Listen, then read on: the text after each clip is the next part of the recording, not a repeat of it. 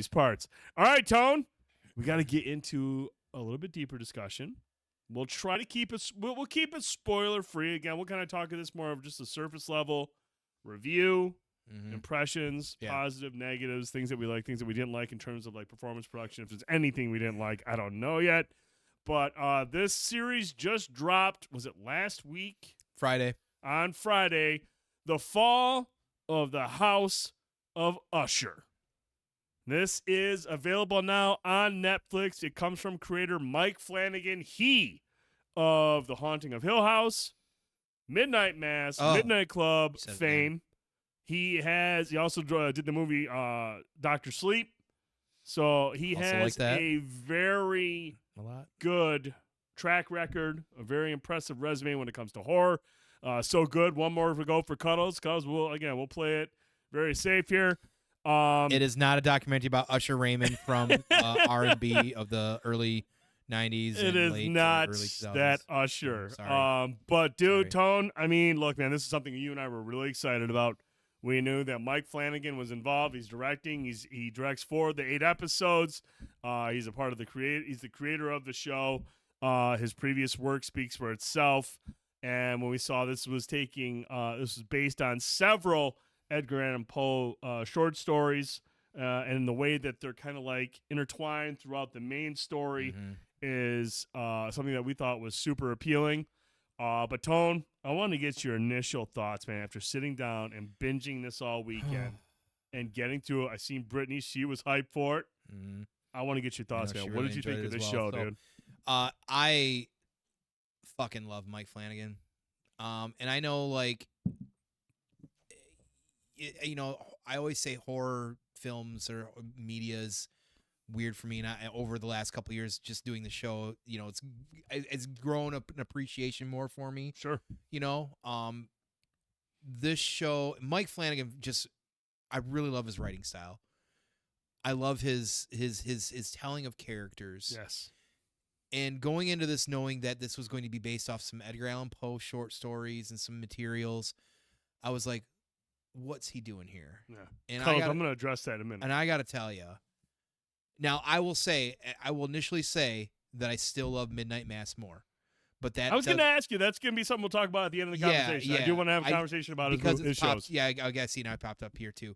I loved this show. Like, this show had me so engaged to the point where I was like, should I cancel my plans tonight and just watch it and binge it? Like, I don't recall. I think we were done either Sunday or Monday night, and like I think it was Sunday. We just binged the last 2 or 3 episodes. Like, go. I powered through the last 3 last night. Yeah, and like part of it was because, well, I wanted to do it. I was pretty, hooked and engaged, but it was also because I wanted to know what was going on next. Right. I mean, each episode kind of tells the background and the story of, the characters. And, when you start seeing how things are threading, when you start seeing like where the characters are going and how they're evolving, and just, I was engaged the absolute entire time. Oh yeah. The absolute entire time. There's some really great, dives in some of the stories. Some characters I think maybe a little bit better than others, but it doesn't mean that the other ones were like less in any form. I did feel like some of the stories were a little bit more impactful than others. I really appreciate that they don't hold punches on anything, much like Gen 5 and or Gen V, whatever, and the boys. Like, Mike Flanagan doesn't really hold back on things too much. There's some great scenes, some great cinematic like things that he does that just, wow, that's impactful, that's going to be memorable, like that's creepy, that's gross, that's spooky. He does everything you want in a whole mix of different things here in this series. And listen, I liked the Haunting on Hill House. Is that, am I saying that right? Yep, the Haunting of Hill House. Yes, I liked it. I thought it was good, but I didn't like go crazy and love it. Sure. Like, Midnight Mass again for me is like peak to me overall, but this really comes super close to that for me. And like I said, I know we're going to talk a little bit more on that as well too. Mark Hamill was probably my favorite role in this. He was fucking awesome. And like he doesn't have a ton of range when he's doing his voices because we've seen him for 30 some years doing it, but his character and how he played this very stoic demeanor Yes. was that was the character I was the most like, I want to know more about him. I was talking Right. before, and I want to know more about him. I want to know more about him or whatever it is. So, and we unfortunately really didn't get as much as I wanted to out of that. But with the main character who was kind of the puppeteer of the whole thing, Yeah. that was really intriguing. It kept me like wanting to know where this is going, Yeah. why, even the whys. Like you don't really ever get certain things answered, but that's what kind of makes the story, I think, so engaging as well too, because at the end of the day you don't need that. Right. Even though I want that just because I want to know, but once you start getting towards the end and start, again, all the things start laying in place and you're getting through all this, you're learning, the rise of the characters and certain characters, fucking each other over maybe or whatever it is. And then some characters you just find out are super pieces of shit. It really all comes together very well threaded at the end. And listen, it's a horror film. There's definitely some mysticism in it, which is fine as well too. They all kind of have that, I think. Yep. But again, Mike does such a great job of just like keeping you engaged and caring about that. And when you get to the end and the character, what's the main character, Roderick, Yeah. starts saying some specific words I was telling you about.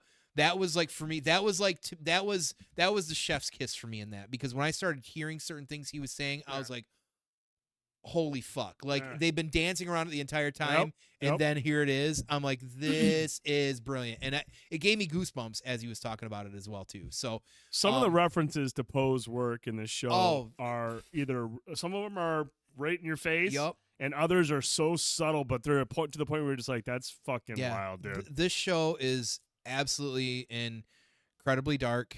Again, it's done really well, and I will happily continue to see Mike Flanagan do more work. And Netflix has leaned into him really well, and we should all be thankful for that, for sure. Tone's spot on with everything he said. A couple things that I just want to point out that I just find so impressive about the cast that Mike Flanagan gets. He, like I said, most of these people in this show are people that are regulars for his stuff. They've been in just about all the stuff that he's made so far.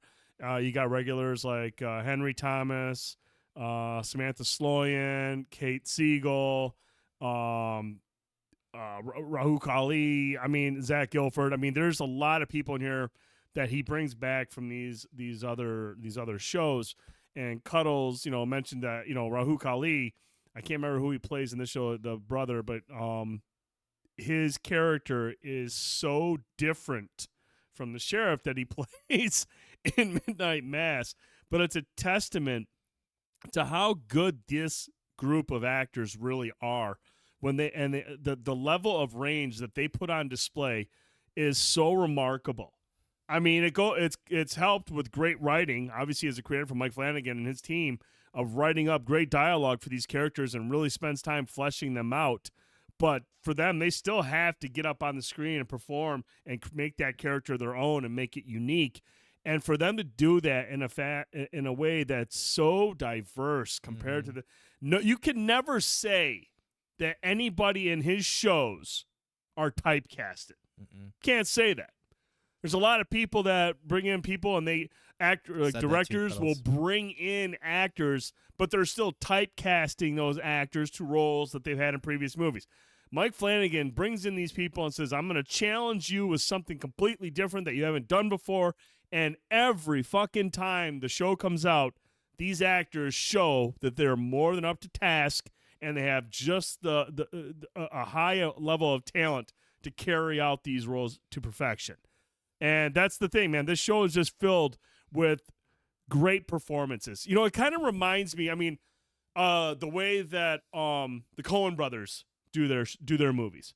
Their characters are so fleshed out. Yeah, they're they're so unique. They're literal characters that require character actors to come in and do things, and then gives them the dialogue to really flesh them out to make them memorable. Now, I'm not going to see every character in this show as memorable. Some of them, like you mentioned, not quite as fleshed out as others, but the ones that do come to the forefront, like I'm going to say Mary McDonnell is incredible in this movie. Henry Thomas. Henry Thomas is incredible in this movie. Bruce Greenwood is incredible in this movie.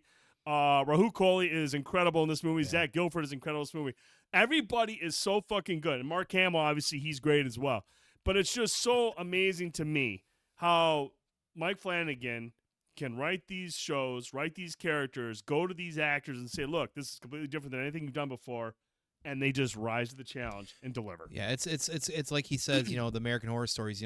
I think that's called anthology storytelling, where you're doing different stories, but the actors are coming back and playing these characters. Yep. And that shows range for one, because you look at Henry, for instance, in like Haunting of Hill House, he's like this sad, like frumpy dad. Yep. More or less, and in this, he's like way the opposite. I mean, he's like the other end of the spectrum. Like crazy, and it's just so good. And it gets You're worse just like, too. It's fucking. I mean, yeah, it's wild, man. It's wild. Yeah. I love the great use of Poe's work. Again, some of it is subtle, some of it's more on the nose. But the way that he takes those stories and kind of like intertwines them throughout the main arc of the show is just so well done, and it adds to the creepy atmosphere. It adds to the eerie situations, kind of that gothic vibe that's going on through every episode. Yeah. It just speaks. It's great masterclass filmmaking. And he understands the assignment. Every time he does something, he understands the assignment, and also the relationship he creates. I mean, seriously, that's it's all a part of the dialogue. Brittany said it's all about the relationships he creates between siblings. It's great. It's every show that he does. He spends so much time building those relationships. Yeah. And I think that's important to kind of give you an idea of who's kind of a scumbag, who's not kind of a scumbag, or what their motivations are, or how they're different. It does a great job at allowing him to create a bunch of unique characters who really stand out in their own right. Yeah, and then create characters like Arthur Pym, who's kind of mysterious, and you don't get enough. Like, you wanted a little bit more. You know what I mean? Like, or some of the other main characters just. There's some things that just kind of go off as a mystery, and it kind of like builds that character because of that mystery as well too. So, man, I just now at this point now, when you see Mike Flanagan's name on something, you get excited. Oh, dude, like I set time for that weekend. Well, I tell my wife, like, okay, Flanagan show's coming out this week. Yeah, I know. This is what we're doing on Saturday night. I did not plan to binge this in 3 days.